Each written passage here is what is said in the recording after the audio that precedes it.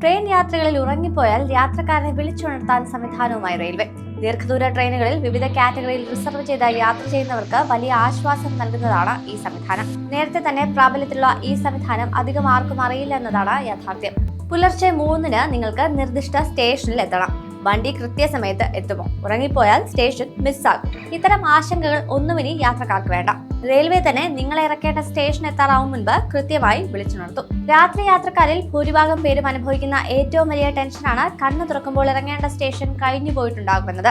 ഇതിന് പരിഹാരമായി ഇന്ത്യൻ റെയിൽവേയുടെ ഹെൽപ്പ് ലൈൻ ടോൾ ഫ്രീ നമ്പറായ 139-ൽ ഒരു ഡെസ്റ്റിനേഷൻ അലേർട്ട് എന്ന സംവിധാനമുണ്ട്.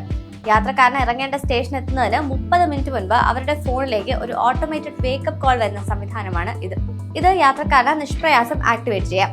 ആദ്യം 139 എന്ന നമ്പറിലേക്ക് വിളിക്കുക. തുടർന്ന് മെനുവിൽ നിന്ന് ഡെസ്റ്റിനേഷൻ അലേർട്ട് ഓപ്ഷൻ തിരഞ്ഞെടുക്കുക.